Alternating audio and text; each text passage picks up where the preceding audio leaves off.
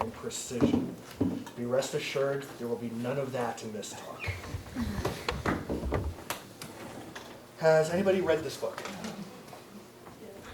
All right, so I reread it this summer, or maybe read it for the first time this summer, and there's a term that comes up. This is from 1949. It was a dystopian view of a new society with a very controlling government that actually went so far as to try to recraft the language to almost have some level of obedience, and the term doublethink comes up. Does anybody remember what that is? No. You just simultaneously remember two conflicting ideas. Exactly. That's generally how I've started to think about phytoplankton community structure from space. Especially in my role of trying to facilitate a mission with the purpose of doing this better. Paul and I go to places and we're like, dude, you need this mission. And then we go back, and if you look at my publication record, yeah, that's not gonna work. So the reason I bring this up is, one, just to give you some tone and context for my attitude towards this, but also to give you some sense that our hope is based on you taking this kind of survey and moving it forward in such a manner that I can stop feeling this way. So this is going to be just a really, really high overview. It is a lecture that was originally conceived of in like 2013, and there wasn't quite the consumer's market that there is now. So I can't give you 4 hours. Well, I could. You will not want 4 hours on how to do this and all the different methods. So like most of my lectures, here are the resources you can have if you want to learn more. There was an IOCCG working group on this. They have 2 documents. More recently, 2 papers out of Colleen Mao's group and Astrid Brocker's group from Frontiers in Marine Science really did a nice job of painting the landscape for this. So I will refer you to them. Just giving you a highlight of what they found. Couple of gaps. The first is the mismatch between satellite in situ and model data. We'll talk about that actually. Lack of quantitative uncertainty estimates. We'll touch on that. Spectral limitation of current sensors. I think we've beaten that horse pretty well this week already. And then of course, a lot of these algorithms are for a global approach and their portability to other places. Well, there's a student in this room who did a really nice job actually unraveling that, and we'll talk about that later as well. Of course, the recommendations are what you might expect.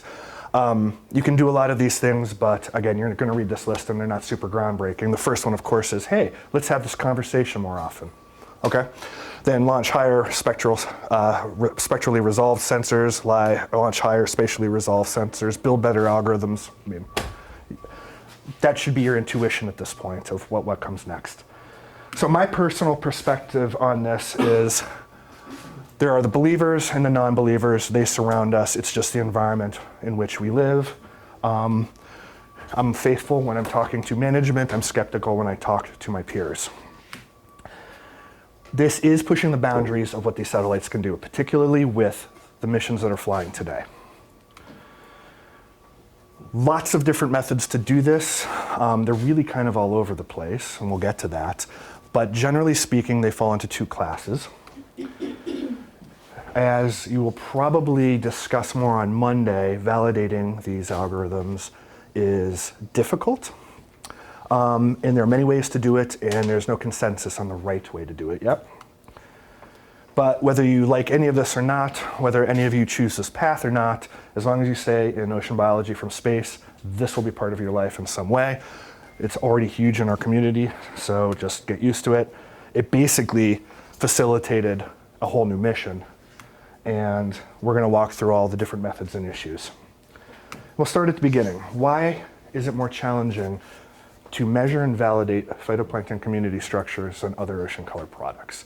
To me, this falls into 3 different categories. The first is, there's a ton of different satellite measurements, and they really are all over the place.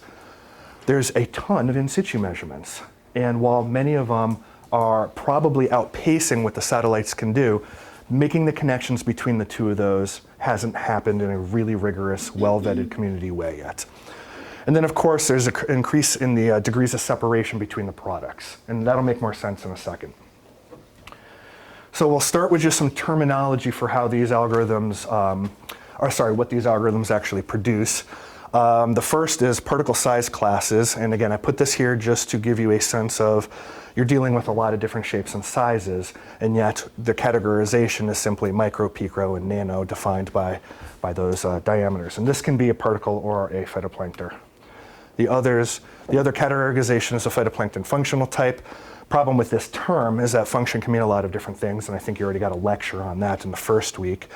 Often you'll find that this goes into some kind of level of class and genus, like a diatom versus a dinoflagellate, but there are algorithms that try to get more to function, like I'm just looking for a nitrogen fixer, I'm looking for a coccolithophore. Now, measuring PFTs and PSDs in the field, there is a laundry list of things that you can do. You did many of these already, which is fantastic. The most common one, if you go back in the literature, is HPLC, with the idea that you can do pigment analyses that relate dominant pigments to the expected phytoplankton that are there. And so I'm bringing this up, and we're not going to go into too much detail on it, just to give you the context that this was the big thing for a long time. For the most part, because the data were abundant.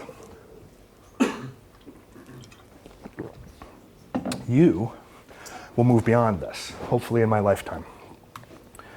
All right, so back to the degrees of separation. What did I mean by that? Satellite measures remote sensing reflectance if you believe the atmospheric correction process that I discussed on Monday. You go in the field and you measure RRS, and there's data processing involved with that, which you have been doing all week. But again, you're measuring the same thing at a fundamental level. There's very little degree of separation in that. It's just two different ways of making the same measurement. When you get into chlorophyll and inherent optical properties, you're measuring them directly in the field, but you have to take another step to go from RRS to get to the satellite-derived product. And so, okay, now you have another algorithm involved. When you get to phytoplankton functional types, it grows even again. Historically, you would have to derive this intermediate product and then make another step, another algorithm. Same thing in the field. You're not measuring these directly originally, a long time ago, but you were measuring something else and then inferring phytoplankton community structure from that. Now, some of this has changed. These are direct measurements now. You've been doing that. And there are methods that go from RRS right to here. So the gap is closing, but the gap is still there. And anytime you make one of these steps, you're adding some level of uncertainty in what you're actually doing. And that's really what my point is here. And so that makes this validation even harder. So the meat and potatoes of the lecture is going to be going through these 4 key points. Lots of methods to do this from space. Sensitivities are somewhat unexplored. A touch on how validation has been accomplished in the past. And then something that you probably didn't get to in the CDAS lab because it was a little bit too long, but even the treatment of your satellite data is going to make a difference in terms of how you interpret the satellite data product. All right, so we'll take a moment on this. This is going to be your roadmap.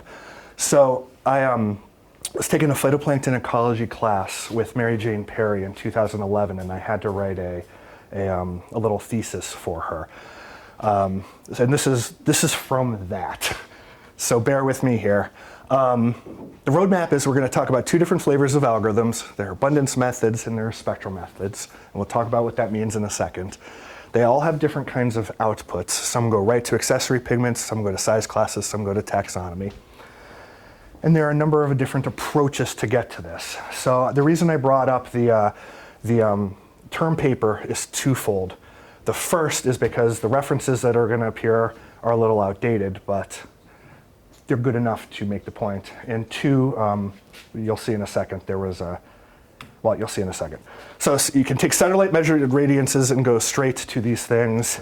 You can take satellite-derived chlorophyll and go to some of these things. The colors, again, indicate whether it's an abundance method or a spectral method. You can go from IOPs, either absorption, backscattering, both, or you can use some combination. Now, in reality, the papers here have grown almost exponentially in the past 5 years to do this. The second reason I brought this up is just a little ego boost for myself that these 2 papers I talked about before similarly categorized these. So it's just not me pulling it out of my butt because I was in grad school. there is something behind all of this. And so these roadmaps are probably going to be more meaningful for you when you look back at the papers, but what you're learning today will become familiar when you reread these things as well. Abundance methods. Simply, a given phytoplankton biomass covaries with the dominance of something else, okay? So what this basically means is, if I make a chlorophyll measurement, I can give you a guess of phytoplankton biomass. So we'll start with a chlorophyll-based method, and again, this is not an exhaustive list, and this is not me typically opining on the quality of these. What I really want to do is to give you a diverse picture of all of this and let you form your own opinions. Is this how you would do this? Given everything you've learned in almost 3 weeks at this point, and you wanted to measure community structure, is this how you would do it? So the first example here is from a biogeosciences paper in 2011 from Takahara. Its purpose is to provide an estimate of percent chlorophyll for every functional type and size class in every satellite pixel. The way this was accomplished was to go to a big database of this information, sort through it using diagnostic pigment analysis, it required HPLC measurements, and then calculate the relationship between the percentage in chlorophyll space of all of these different categorizations of phytoplankton and relate it to chlorophyll. And so you'll see a curve here. And what this is simply just a series of nonlinear relationships. There's a table that tells you exactly how to calculate them, that if you know a chlorophyll, you calculate each one of these, there's a mass balance inside of it, but from chlorophyll alone, you can get to the percent coverage of Prochlorococcus, for example. And then you create global maps that look something like this. All right? So what this is saying is that if I know chlorophyll, I know everything else in the water. All right? I would also refer you to the series of papers Julia Wheats wrote too, which does another abundance-based chlorophyll method. In that one, she's clever in the sense that she tries to get some vertical structure from it as well, and then uses that information in almost a productivity model. So seeded with a lot of very, very good field data, that's taking a further leap of percent chlorophyll per pixel from a chlorophyll measurement into productivity measurements from each of these groups. So further reading for y'all. You can do this also with absorption, and we'll go back to the same author. Again, Takahara, this is a earlier paper of his. Its purpose is to assign a dominant size class to each satellite pixel, but he's doing it in absorption space this time. And the premise of his entire study was that using this database of absorption, that he noticed that for these different size classes of chlorophyll, there is a change in the slope from a blue band to a green band. From that, what he ultimately proposed is that the magnitude of APH at 443 alone can tell you what's in the water. And so this is a series of thresholds based on the abundance of this derived inherent optical property. It's micro when it's above this number, it's pico when it's below this number, and it's nano if it's somewhere in between. So again, I'm not opining on this, but what I'm saying is that in his inversion model, his derived inherent optical property told him everything about the structure of the phytoplankton community. So think about what you learned in your inversion lab and just stew on that a little bit, about the choices you had to make in coming up with some of your derived products and how it's fed into a deeper purpose model. Sure. Yes? Another thing to think about is what we talked about, extensive and intensive variable.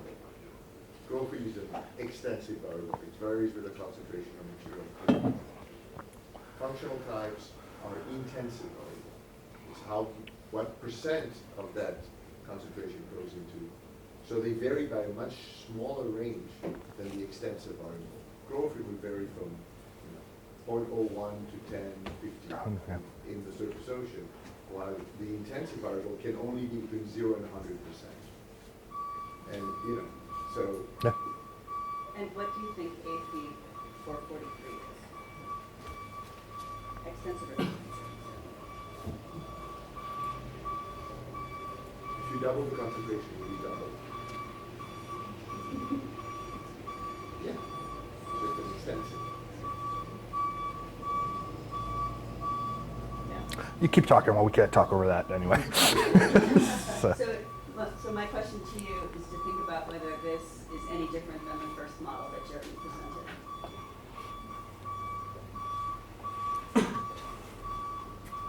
I don't think we're going to outweigh it, so I'll keep going. Mapping against chlorophyll versus mapping against the magnitude of absorption in the fluid. The same, different? I would think that would probably be similar if chlorophyll is the only thing affecting absorption, right? The first order, yeah. Very similar to calculating your chlorophyll from the green band ratio. And really similar to yeah. Good. Yeah. All right. While there's a moment of quiet outside, we'll go on to spectral methods. These are the ones I planted my flag in just to clear the air on that a little bit more. And now you're looking to exploit variations in the spectral shape of either remote sensing reflectance or an IOP to get some information about community structure. So the advantage of this approach at its fundamental level is that unlike the abundance approaches, which if you get a chlorophyll of 1, there's only one unique answer in most of these models. As you've probably seen in some of your modeling, you can get a chlorophyll of 1 but have very, very different spectral shape that gets you to that point. And this allows different PSCs and PFTs with a common total biomass, assuming that what you're trying to separate here is optically different. The downside is that, again, anything that controls spectral shape will confound the model. And so it's going to be how the growth conditions are for the satellite pixel you're measuring, which is going to go into environmental factors and a whole slew of other things. So it's a little bit more ambiguous. All right, so we're in our tour through here. We'll start with just satellite measured radiances going to 2 of these different things. The first is one designed to take band ratios of satellite measurements and operate just like the chlorophyll model to get to an accessory pigment concentration. So in this case, what you're looking at is log of a band ratio. In this case, RRS at 490 and 670 is a function of log of peridinin. Okay, so if you've seen the chlorophyll scatter plots that I believe Kurt probably showed in one of his earlier models, you'll see, you might intuit that the scatter is a little bit bigger than that. But they were successful for what they were trying to study. The other is even a little bit more simple, and this is going way back into the early area of CWIFs, and its purpose was simply to binary presence of trichodesmium. Is it there or is it not? And that simply was based on 3 thresholds, 3 following criteria. If the following 3 criteria are satisfied, then trichodesmium is there. And so in this case, there are 2 that have absolute and relative magnitude, so it's a little bit of an abundance method, and then there's a third that's kind of a spectral shape. But again, not all of this is based in, well, it's not fair to say it's not based in physics, but at the same time, whenever you use a threshold, it becomes a little bit arbitrary. Getting a little bit more sophisticated here, from Alvain's group, the purpose was to provide an estimate of a dominant PFT for every pixel. This is, again, using remote sensing reflectance as input. The way she proceeded was to take a global composited map of satellite remote sensing reflectances in satellite chlorophyll. Then pick values of chlorophyll over a large dynamic range and calculate the average spectra that the satellite saw for every chlorophyll value. And so this spread of remote sensing reflectances is because every line represents a different average chlorophyll value. So what this is basically saying, if I know a chlorophyll is of this level, I can expect to have a shape that looks like one of those. The way the algorithm proceeds is that as you have a new swath of a new satellite measurement, you calculate the chlorophyll and you select one of these, whatever the one is most representative of the chlorophyll you calculated. Then you take the ratio of the 2, which is effectively looking for the anomaly in your measurement relative to the climatology. And those anomalies were divided into 4 different groups. And so in this case, what you're really doing is you're comparing your measurement to a climatological value, and the anomaly from that is going to tell you something about what's in the water column.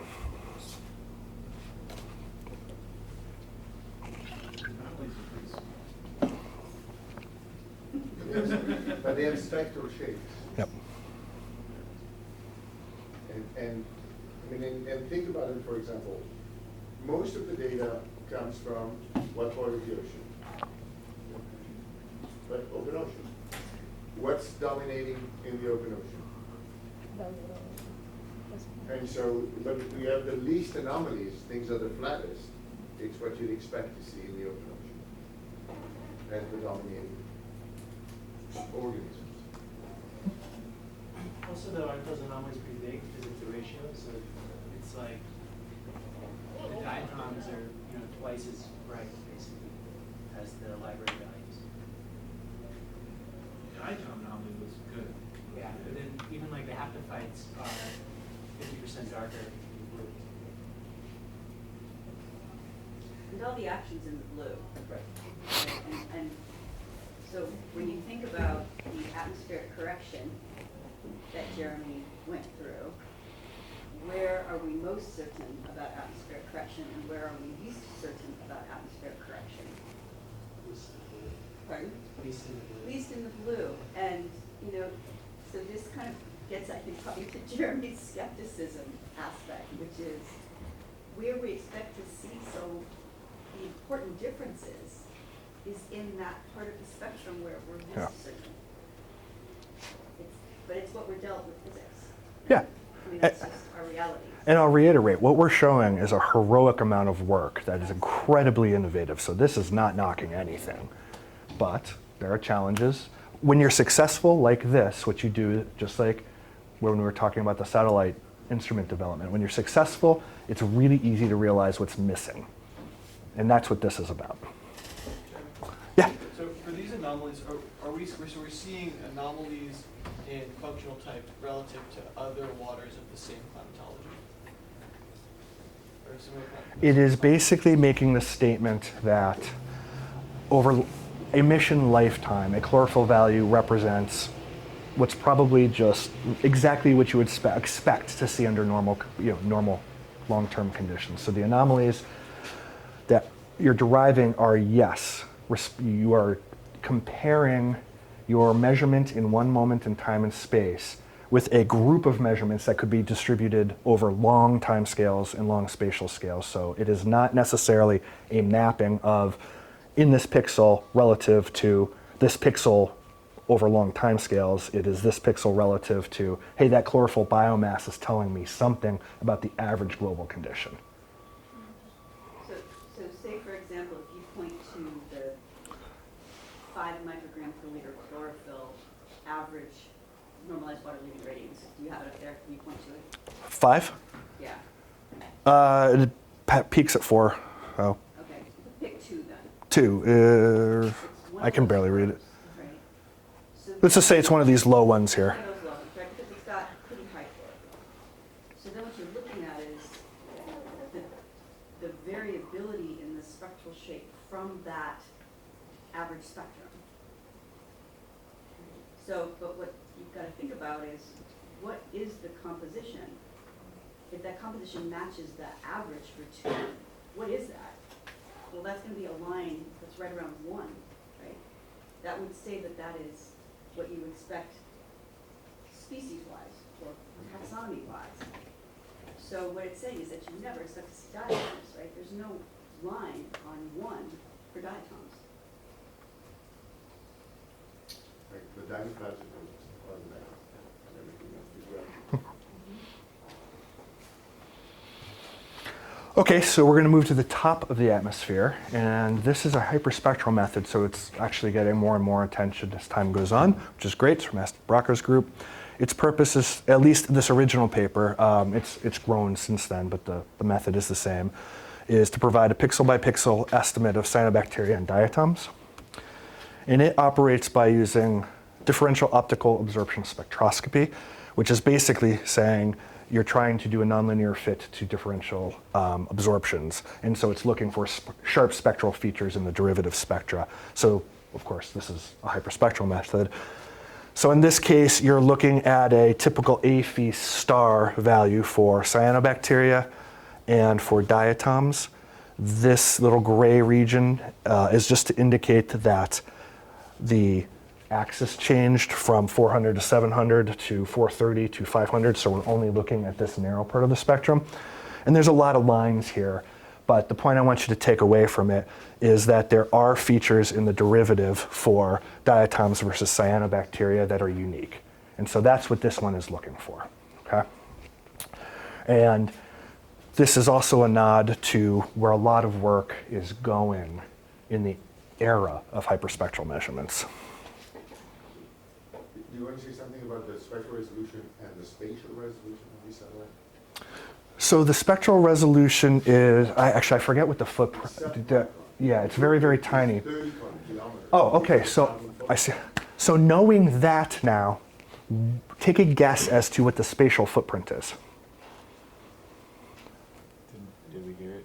Not that you heard the spectral. Did you hear the spatial? You said both? Oh, come on, man. Well, there goes a teaching moment. So, big pixels. 30 kilometers pixels. Yeah. Which gets back to Tuesday's lecture. You can't have it both ways.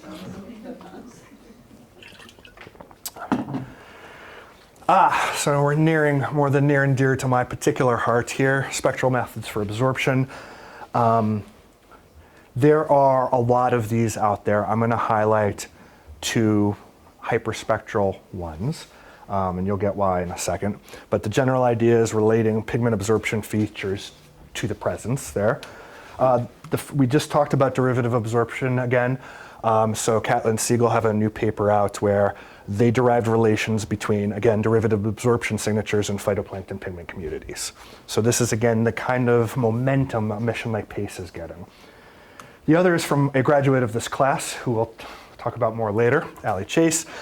And they did something very, very clever with this in an inversion sense that we'll come back to. But what this is decomposing an absorption spectra into component Gaussian functions that represent absorptions by different groups of pixels. Different groups of pigments, not pixels. That's easier to say. Like I said, there are a number of these, so remember the absorption part, because when we get to the inversion modeling, we're going to come back to other ways to use absorption to get to PFT. Actually, we're going to do that next. Sorry, we'll just jump ahead. So in this case, this is one of several examples, but Colin and I did it, so I'm familiar enough to talk about it. You're basically using an inversion model, like what you learned at the end of last week, but you're solving in this case for multiple phytoplankton absorption spectra. So what we were interested in is determining whether there was a diatom background in the Arabian Sea or if Noctiluca emerged. And the way that was accomplished is by simply expanding the equation from what you saw last week. Instead of a three-term equation where your absorption is decomposed into water, phytoplankton, and the combination of non-alkyl particles and CDOM, we just added a fourth. And frankly, it was with mixed success. When it was a monoculture, this worked great. When it was a mixed culture, this was a little murky. So we got to the point where we could say it was there, it wasn't there, but we were not bold enough to say that the magnitude we were retrieving actually meant that was the concentration of what was there. There are other ways to do something very similar to this. This is from Arya Chadi and Anik Bracot. In this case, rather than explicitly saying there are two signatures here, they were solving for a size fraction. And so it's similar but related, where they again defined two spectral shapes, but rather than solving for the magnitude, they went for just, is it 50% of one, is it 100% of one, and so forth. But you can do this either embedded into a full-blown simultaneous inversion model, or the stepwise ones where you solve for backscatter first, and you solve for absorption, then you break absorption down. And did we talk about that last week, the two different flavors of inversions? It doesn't really matter for this purpose, but anyway, again, using absorption. And then because we want to talk about other things other than all of the approaches, we will conclude with a backscattering based one. This comes from Tio Kostadinov out of USCB. At the time, its purpose was to estimate relative fractions of 3 different size classes for each pixel. So this, since it's seeded in backscattering, requires some a priori information about backscattering. And what preceded this work was a series of papers from Werdell, where he was able to come up with a IOP inversion model that solved for 1 backscattering wavelength at a time. And from that, he proposed that he could independently calculate backscattering spectral slope. And so he was able to produce maps of backscattering spectral slopes. What Tio did was to plug this into Mie theory and try to get an estimate of particle size. So from knowledge of backscattering spectral slope in Mie theory, he was able to develop a series of lookup tables. And this is a simple way to navigate them, where I have a backscattering spectral slope of 1. It intersects this line. That means my power law slope for my particle size distribution is probably going to be here. And so now he's creating maps of particle size distribution parameters. He actually took it a step further and then used this to get some information about number of particles as well, which is what this axis represents. And then frankly, he actually took it a step further in another series of papers and went into biovolumes and other interesting things like that. So again, let that digest just for a moment. Again, very, very clever. But how many degrees of freedom did we just introduce into this algorithm? Again, innovative. Nobody's ever done anything like this before. This is the map of that slope, by the way. So with that, what I possibly gave you a sense of is that this community is a little bit of the Wild West. Not in a bad way, but that there are a lot of different people doing a lot of different things to get to common products. Before we move on, is there a favorite algorithm any of you kind of owning that we want to explore further, or we can do that offline later? All right, so let me ask you this then. What information did we not exploit yet in any of these approaches? Think about all the data you collected to try to tease apart something about the community of phytoplankton there. What did none of these include? Polarization. Sure, they didn't do polarization. Shocking. What else? CP? Actually, Colin and Emmanuel, I didn't mention it. It's in the backup slides. Have a nice way to invert for CP. Okay. Fluorescence? What's that? Fluorescence? No, yeah, we didn't do a fluorescence. There's a couple of Mike Barron-filled bodies of work that try to get to phytoplankton physiology. Isn't that? Think even simpler. Imaging. Hmm? Imaging? Yep, these were all developed before that became popular. Did we use any environmental data? Any knowledge of the surrounding? The date of the year? Right. And so this is where I would like to see you all go forward. And it's not that people haven't done this. This is the most recent paper I could find. It was really only a couple of weeks ago, I think, where at least there is some acknowledgement that there's other information than what a passive sensor can provide that might help you constrain at least some of the boundary conditions. And maybe that wasn't possible at the time, but every time I go to a conference, somebody is trying to exploit some other statistical method, whether it's Bayesian work or looking at EOFs, or it doesn't matter. The point is that there are new methods, there's new math that would hopefully enable you, once my satellite launches, to use more information. And then it becomes your satellite. Can I just raise a quick question on, Yeah. on some of these? So For me or most for of them? What? For me or for them? Most of them have some sort of dependence on biomass, which we assess as chlorophyll. Just think about the difference between a region of the ocean that is always low biomass, like the open ocean, versus a region of the ocean that is seasonally low biomass, like say the North Atlantic. And if you derive a chlorophyll of 0.1, what do you think the distribution of phytoplankton species is going to look like in those two different regions when they both have 0.1, but they're fundamentally different oceanographic regimes, right? So I think that just builds right into what Jeremy is saying. Like, you can have a low concentration of diatoms. We get them here. and you can have a low concentration of picoplankton. And so it's sort of like that, simple as looking at the time of year and the region that you're in, you can see a fundamentally different ecosystem structure, right? So think about when you read these papers, they all have pros and cons, but in the back of your mind, just sort of remember the ecology and don't get too caught up in the statistics. Another aspect of the ecology has to do with fluorination. So if you have a deep mix layer versus a shallow mix layer, sunny environment versus less sunny environment time of the year, how much do you think from low light adapted to high light adapted for the same species would you see a difference in chlorophyll per carbon? What's kind of the range? Do you have a sense? More than double? Factor of 6 from the highest to the lowest. So 3 in each direction, or 2 something.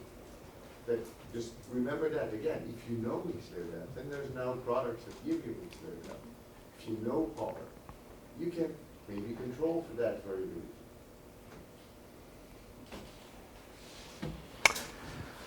Okay, so let's move on to the next chapter. A lot of nice papers. A couple of them touch on their own sensitivities, but it isn't a ubiquitous thing that most folks do. So here's what we know, and this is again my plea to you for future work. They're all using derived products or have to make some kind of assumption. Few papers have a robust analysis of their sensitivities. And what we don't know, based on all of that, is how sensitive the abundance methods are to your input chlorophyll or your input IOP, or the spectral methods to changes in their spectral shape. And just to wet your whistle a little about this, we'll show 2 quick panels and then we'll move on. This is a little bit difficult. What you're looking at is effectively the relationship of a blue to green band ratio. This is the OC4 algorithm. So band ratio of reflectances to a chlorophyll value. This black line is the algorithm itself. So you've seen this in various forms before. Moving to this axis, this y-axis, what the different colors represent is a change, the change in percent of the retrieved chlorophyll for a change in your band ratio. So let's say my satellite isn't perfectly calibrated. Or let's say I have 2 satellites that are just slightly different from each other. Their band ratios are going to be slightly different from each other. And so if it is a ratio that is biased positive 2% or negative 2%, what you're seeing is that relates to a 10 to 20% change in your derived chlorophyll. If you go and have much bigger biases, say positive 10 or negative 10, depending on the water that you're looking at, your difference can go up to 60 or 70%. Now again, in this case, it's a big difference of a small number. But the point is that when you're using methods that take large degrees of freedom, these uncertainties percolate in ways that aren't particularly well understood right now. Is this from a paper? It is something I created that I got into an IOCCG report that I can, should be published soon, but it's one of those things I never found a way to write the paper around it. So, Jeremy? yeah. For really oligotrophic waters, we use a band difference. Where does that fall in your plot? Just to get an Really oligotrophic waters are going to be over here, and this does not account for like the CI part of OCI right now. So this is just the band ratio itself. But again, if you it wouldn't be in ratio space, but if you were high on one end and low on the other end, that line height that you're calculating is going to be biased as well. I just haven't done that. But it's a good catch. So moving into inversion modeling, this is some stuff that Emmanuel and I did and others a long time ago when we were building GIOP for the first time. This is a table from that paper that explores if I change my parameterization in the input model, how much does my derived product change?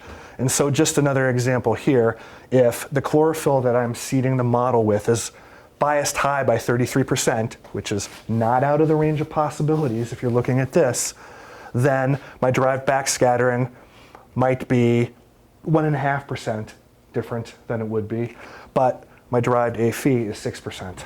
And so you can see that there are some very high numbers under certain conditions here. In particular, your CDOM spectral slope. And so the only reason I'm bringing this up again is that you will, in your career, have to make choices how to parameterize a model at some point. Those choices will percolate into all of your derived products. And also, don't forget, we talk a lot about transference of variance. If you have reflectance being backscattering over absorption, and backscattering has some spectral slope, and absorption by CDOM and non-ideal particles have some spectral slope, a lot of models can't discern the difference between increasing the slope of one and decreasing the slope of the other. And so that's why it makes those particular retrievals really, really challenging, with lots of uncertainty, because you don't know where that variance is showing up. And going back to what Tom said, they also have a slope that's very similar to atmospheric correction. So any small change in atmospheric correction will look like you have more CDOM, you have less CDOM, and so it's all gonna.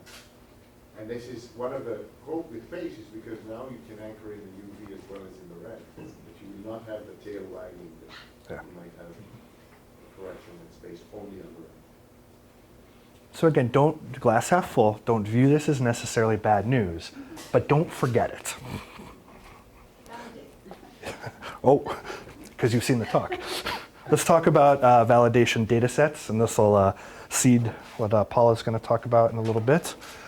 Okay, so we were knocking HPLC, and that's not intentional in the sense that, again, a heroic effort to do this. And all of the papers acknowledge the need for other measurements of community structure, that HPLC was admittedly just a proxy data set. But the nice thing about it is that those measurements were at the time far more dominant than anything else. And this is just from CBAS, which is NASA's biooptical database. This is, as of middle of 2018, the distribution of HPLC observations. Now, the trick here is, again, these algorithms tend to get validated with global data sets without taking into account spatial and temporal biases. So I'll just show you quickly that if you take the 18 months of January 2016 to 2017, your diversity in measurement collapses pretty substantially. So why move away from HPLC? Well, while innovative, there are some weaknesses in these methods that use HPLC that, again, you need to be aware of. The first is that these groups that we're searching for share taxonomic pigments. So just because there's fucoxanthin there doesn't mean it is unequivocally a diatom. They also encompass wide size ranges. A diatom isn't always greater than. Yep. And on top of all of that, you have to make assumptions about ratios here. And so again, on a global average, they probably work, but this is a degree of freedom, again, that you're making. And so I noticed that there is now some momentum, and this is the Catlett and Siegel paper again, that we're trying to revisit some of this through an alternate categorization. Okay, so HPLC and scatter plots, just to give you a sense of what they look like, the state-of-the-art in validation if you're going to do regression here. In situ percent microplankton is a function of CWIS-derived microplankton from one of Tio's paper, and it's a little all over the place. That's good. I just had a pet project when I was working on one of these working groups to see if I could reproduce something like this. The ego, maybe I can do a little bit better. So I use two popular algorithms. I'm not going to tell you which two they are. It's not important. What is important is that I use the state-of-the-art DPA that I had available at the time, and that's what it looked like. The two different colors represent the two nameless algorithms, again, in situ fraction versus satellite fraction. So that was a little disheartening because even though what I'm going to show you next is in log-log space, this is what we're used to seeing from chlorophyll. Again, you can hide a lot of flaws in log space, but at least there's structure there that I can wrap my head around. That's hard. All right, so method number two. Just, again, extensive versus intensive variable. The middle ones are what? Guys, what do you think? Intensive. They're intensive. So they're very limited in in how much you can go. I mean, you can only go from 0 to 100%, no matter what you do.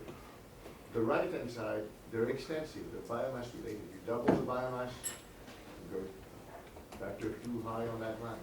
So it's really hard to do intensive. So for atmospheric scientists as well to get the size of the aerosol. But getting the amount of aerosol is significantly easier. And this is just a bigger challenge. You can do it. We believe in you. But we believe you, we believe in you. All right, so in an absence of huge volumes of data, there is another method to validate your work. And that's visual inspection. And really all this is saying is that you look at global distributions to verify you're retrieving what you would expect to see. So for example, microplankton in northern latitudes. Picoplankton in the oligotrophic oceans. It means at least to a first order, the behavior is what we would expect. I'll leave it at that. Happens when we have climate change. I'll leave it at that. Expansion of the subtropical gyres. Peace. I'm saying. Yeah. Oh, I forgot. And remember what we called it during the first week? When you have an expectation and when you model fit your expectation, you're happy. Confirmation bias, yes. Well, that leads into some work we did. So this is, the paper I enjoyed most writing was this ridiculous Tara Oceans one where we used a Collins line height and decided we could get the size classes and backscatter, but it was really fun to write.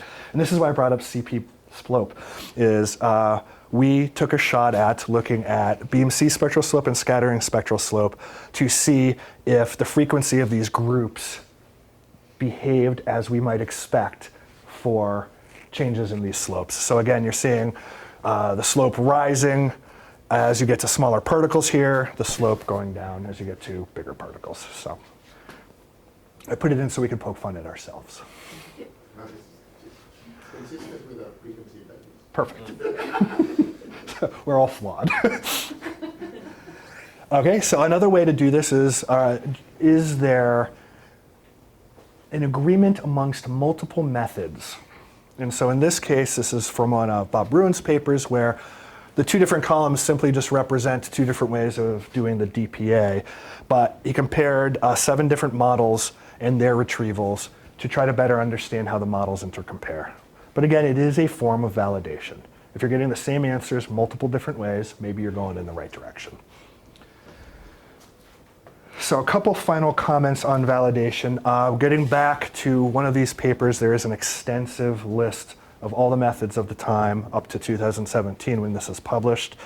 It's 2 slides worth. I'll just point your eyes really quickly to the data source and you will see it's dominated by HPLC. And when you go to the second part of this table, again, dominated by HPLC, some size fractionated chlorophyll, some Coulter counter, but again, a lot of this work was based on the sheer volume of HPLC. So,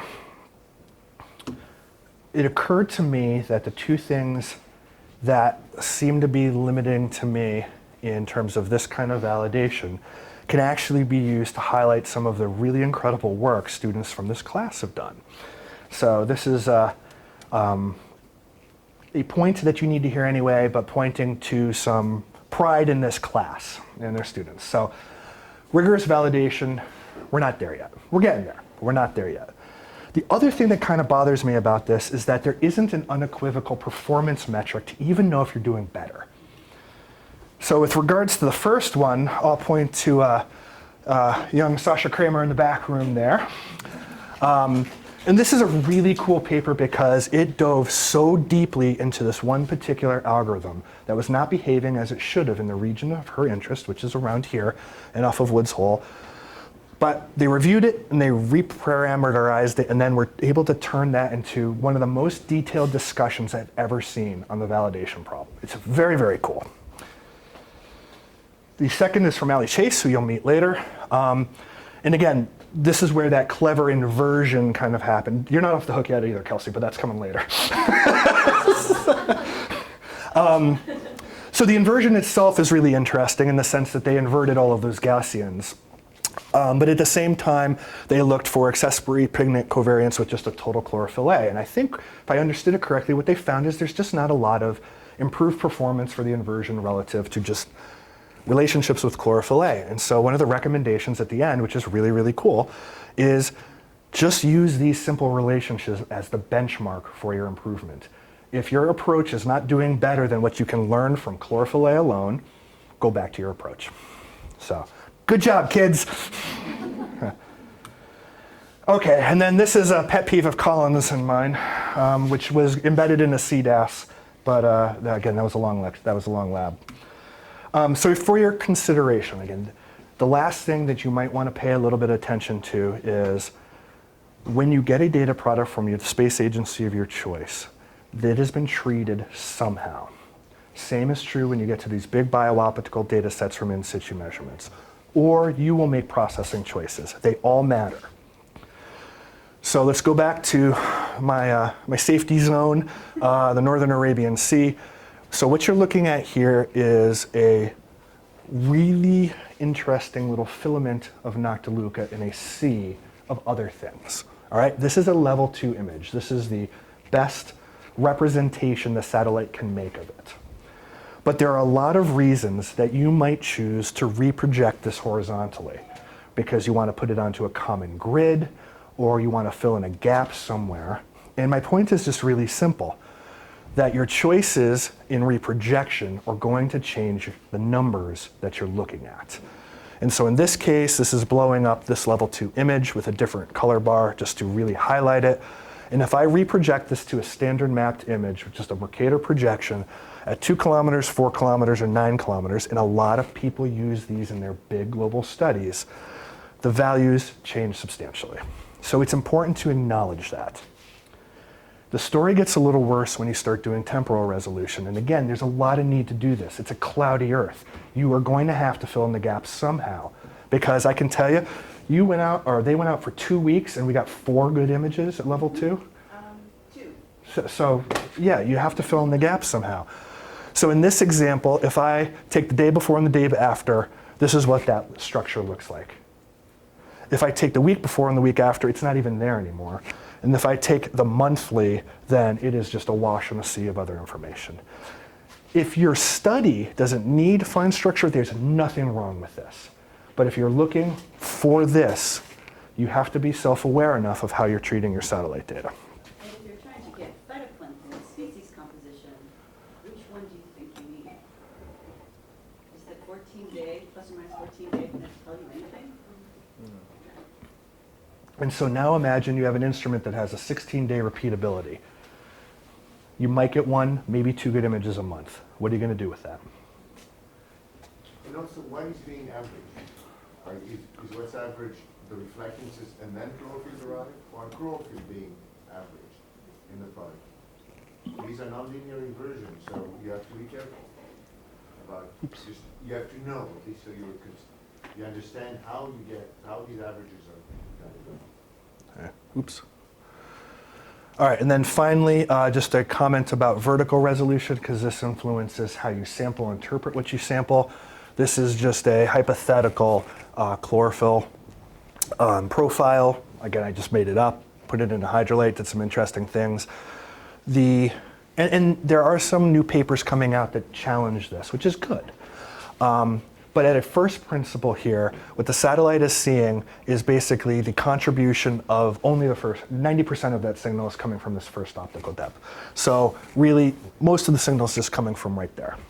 And I think you've already talked about this.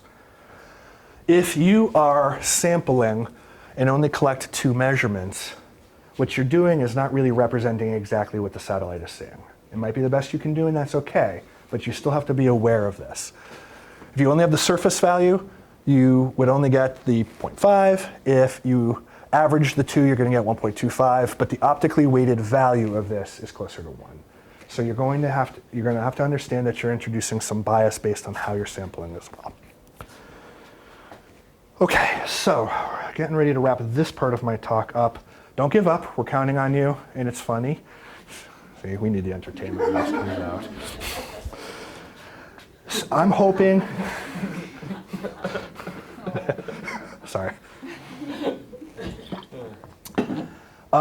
This is my dream for a mission like PACE.